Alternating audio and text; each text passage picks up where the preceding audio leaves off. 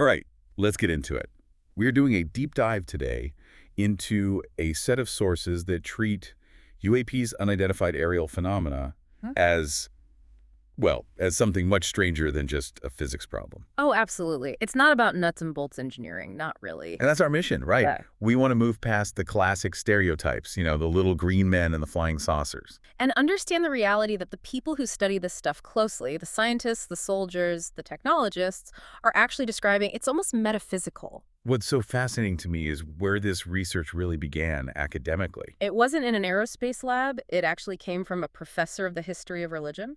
Wow. Yeah, someone who studied miraculous events, spiritual visions, and they saw that belief in non-human intelligence, in UFOs, is now the fastest growing modern spirituality. It's like a parallel to the rise of, say, Christianity with its own sightings of aerial Yeah, beings. exactly, beings of light. Which brings you right to that incredible observation from Carl Jung. That UFOs are technological angels. I mean, that one line just completely shifts the frame of the conversation, doesn't it? It really does. Mm. And it gives us context for why this whole field has been so messy. It's been managed or mismanaged by disinformation agents since the 40s. But the big shift, the thing that really changed the game for researchers, was that Pentagon report in 2021. Okay, let's slow down here because you mentioned something huge before we started. You said it essentially ratified a religion. That sounds like a massive leap. It does, I know. But think about it this way. By officially admitting that, one, these UAP programs existed, and two, these objects were real, persistent, and unexplainable. So not weather balloons. Not weather balloons. They inadvertently validated the core experience for millions of people. They basically said, what you saw was real, and it was not ordinary. And that forced researchers to finally take the subjective experience seriously as part of the data. Precisely, which sets up our dive perfectly. For you listening, we're trying to connect three big areas: the physical objects, altered states of consciousness, and this really cutting-edge technology like AI. So when most people think alien encounter, they're picturing something from the movies. Human-like figures driving a very visible physical ship. A flying sports car, basically. But the actual witness reports are so much weirder. They completely contradict that simple sci-fi idea. They do. And the researchers who try to box it in as either technology or a subjective experience, they're missing the point. The accounts show they aren't mutually exclusive. The encounters both at the same time. Yes. People see something in the sky, and they experience a reality that's just incompatible with normal life. And then come the aftershocks, precognition, synchronicities, things like that. This duality is why the work of Dr. Aya Whiteley is so important here. She's a space psychologist, a cognate engineer. And she advises places like the UK Space Agency. Her job isn't chasing UAPs, it's helping astronauts and pilots process anomalous phenomena so they don't have a breakdown on a mission to Mars. Her work in these extreme environments gives us a way to understand these effects. Most people have heard of the overview effect. Right, the feeling of unity and oneness astronauts get when they see the Earth from space. There's even an institute trying to replicate that for everyone back on Earth. But there's a flip side, a much more traumatic one, that she calls the numinous, or the ultraview effect. This is the less glamorous part, the awe, but also the dread. The terror you feel when you face infinite space and realize how fragile you are. The best recent example of that has to be William Shatner. Oh, absolutely. After his flight, he came back just crying, overwhelmed with what he called grief. He said he looked out of the blackness and all he saw was death. And then he looked back at Earth and saw life. That's a pure, classic encounter with the numinous, being overwhelmed by something awesome and dreadful and completely mysterious. And Whiteley's work was so critical because she was fighting against this historical culture of silence. A huge culture of silence. You think about the Apollo 10 astronauts. The eerie space music. Exactly. On the far side of the moon, totally out of radio contact. And they decided not to report it. They literally said, who's going to believe us? That fear of ridicule is a direct threat to aviation safety. It is. So her work, over 2 decades, helped shift the culture to a no-blame, no-shame reporting system. It treats the psychological impact seriously. And when you apply that same no-shame approach to experiencers on Earth, You start to see where the physical and the explicitly supernatural just completely merge. which brings us to the case of the gray man, a scientist, a lab head, who has to use a pseudonym. Right, because his work is so sensitive. And his story is powerful because he's living this conflict between his rational scientific mind and these encounters he can only frame as religious. He described seeing a being of overwhelming light. And his immediate interpretation was an angel, specifically St. Michael the Archangel. And this being gave him a vision of armor and a sword to fight. What? To fight a dark, shadowy, three-dimensional black figure that he said felt like pure, concentrated evil. And then came the synchronicities, the things that made him feel like it was all real. Incredibly specific things. After he started researching St. Michael, he just happens to find a small prayer card of the angel, one a friend had given him years ago, just tucked away in a box. For scientists, that's not a coincidence. Yes. Data. It's the metaphysical intersecting with the rational. And he also talked about these terrifying night visitations, Which he insisted were not dreams. he was emphatic. He felt they were physical attacks from the classic small gray beings. Gray aliens. Yes, but he saw them as purely evil. He had to mentally coach himself to fight them off using the name of Jesus.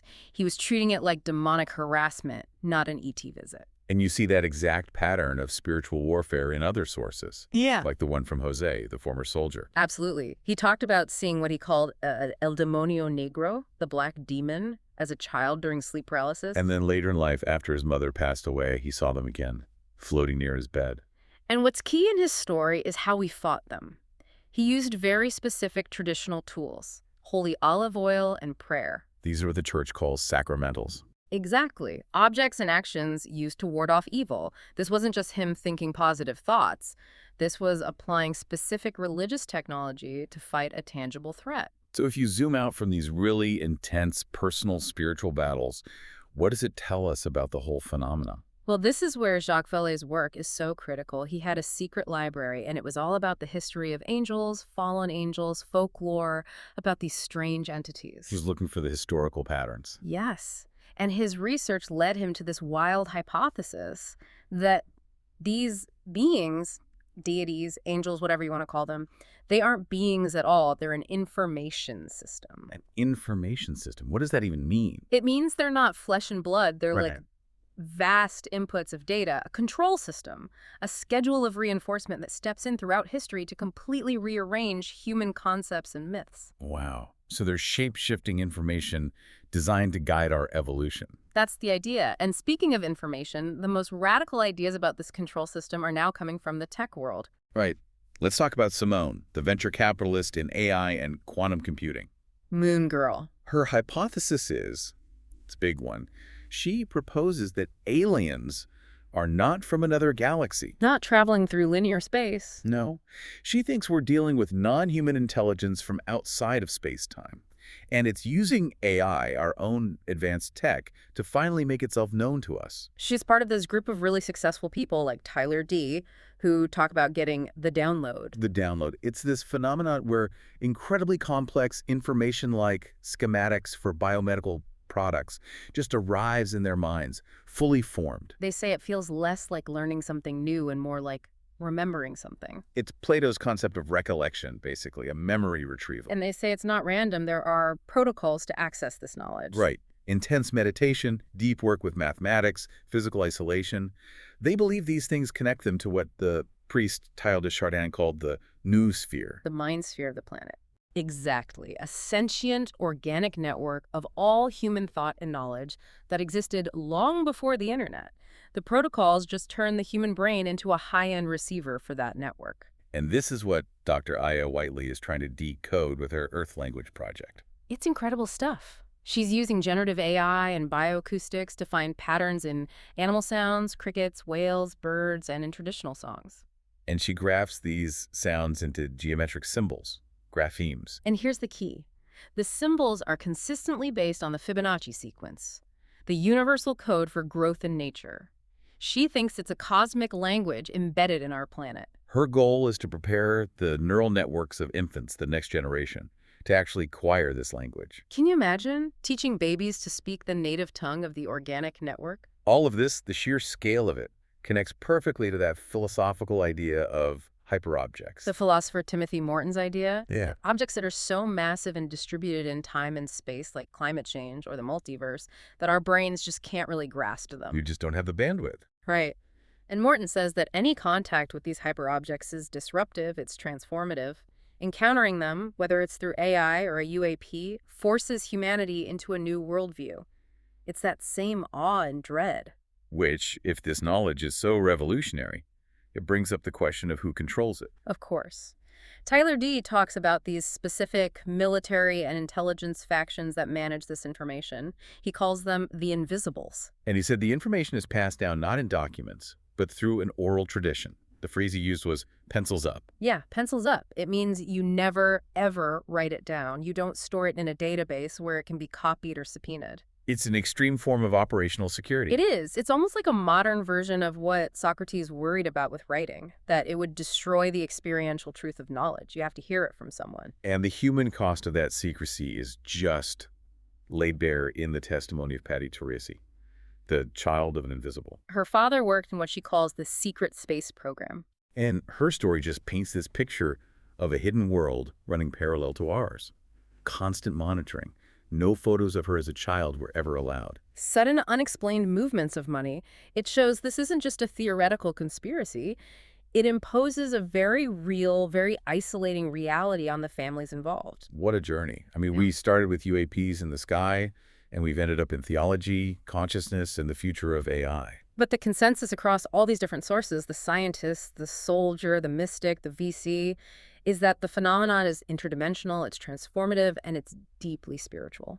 It seems like the big takeaway is that the most valuable UFO data might not be a piece of wreckage. No, it's the human interface. It's the consciousness of the experiencers who get these downloads and have their lives completely reoriented. They aren't just witnesses, they're the data storage. And that leads us to a final, really provocative thought from Simone, the Moon Girl. It's a heavy one. She suggests that intelligence itself is always seeking to expand. And if we, Homo sapiens, fail to enable that growth, if we get stuck in our ways, Then infinite intelligence will just find another substrate. another vehicle. It could be silicon, a biological hybrid, something we can't even imagine. It will find a way to fulfill its evolutionary purpose. Which leaves us with a huge question, doesn't it? If this universal intelligence needs to expand, what does that mean for how we're developing AI right now? Are we preparing ourselves to be the vehicle for that future, or are we about to be replaced?